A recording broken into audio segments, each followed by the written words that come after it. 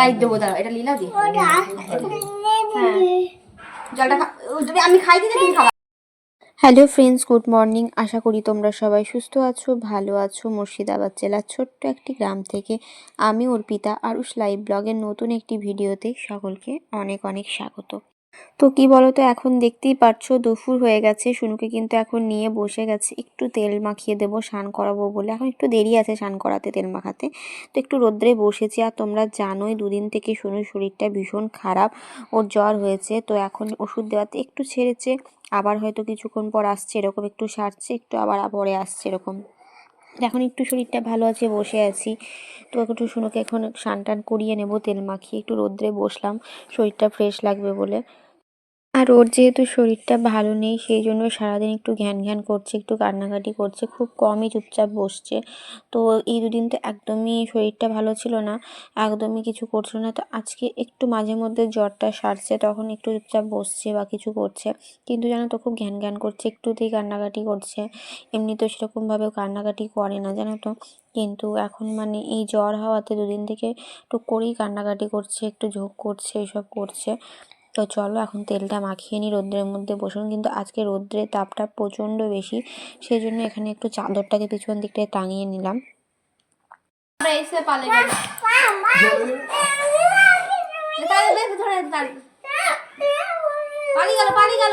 বারান্দা দিয়ে বেরিয়ে গেল।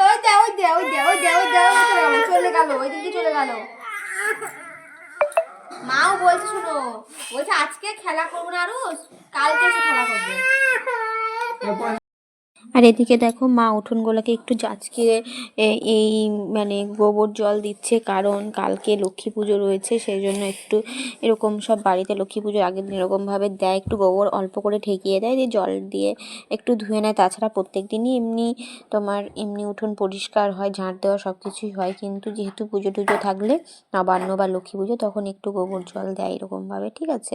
তো হয়তো সবার দেয় না, আমাদের দেয়, ঠিক আছে। আমাদের এদিকে গ্রাম সাইডে কিন্তু এটা প্রচলিত, ঠিক আছে।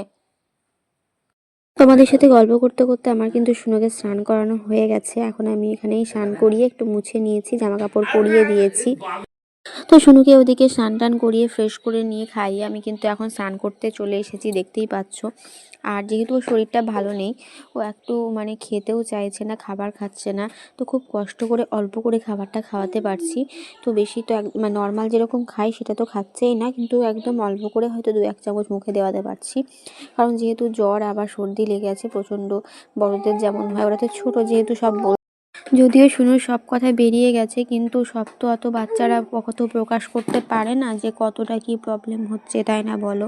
কিন্তু একটা কথা কি জানো, প্রত্যেকটা মেয়ের মধ্যে একটা মায়ের সত্তা লুকিয়ে থাকে। তবুও মারা যেটা বলে না, যে যখন নিজে মা হবি তখন বুঝতে পারবি। তো সত্যি নিজে মা হওয়ার পর তো সেই ফিলিংসটা বিশেষ করে বোঝা যায়। প্রত্যেকটা কি বলতো, মা হওয়ার পর সেই মর্মটা সঠিকভাবে বোঝা যায়। এই কথাটা একদম সঠিক। আমরা প্রত্যেকেই যারা মেয়ে আছি, প্রত্যেকের মধ্যে একটা স্নেহ ভালোবাসা অবশ্যই থাকে। তবুও যখন নিজে মা হওয়া যায় না, কোথাও যেন একটা হলেও তফাৎ থাকে। এই জিনিসটা একদম সত্যি। যখন নিজে মা হয়েছি তারপর কষ্টভাবে ভালোভাবে সেটা মানে বুঝতে পারি সেটা। এখন হয়ে গেছে সন্ধ্যাবেলা। সন্ধ্যাবেলাতে মা এদিকে আলপনা দিয়েছে, কারণ কালকে লক্ষ্মী পুজো আছে, তোমাদেরকে আগেই বলেছি।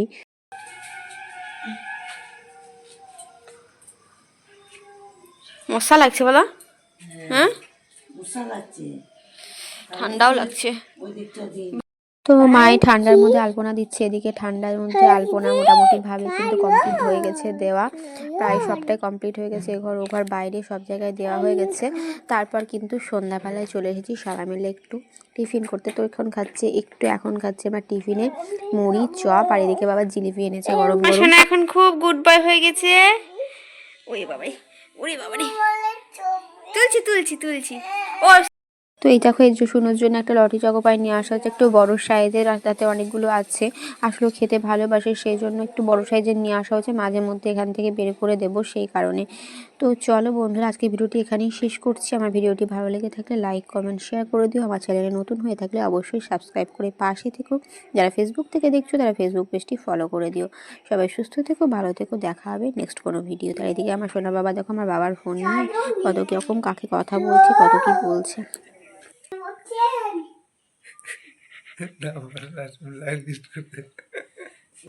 বলুন না আমাকে, আমাকে বলুন।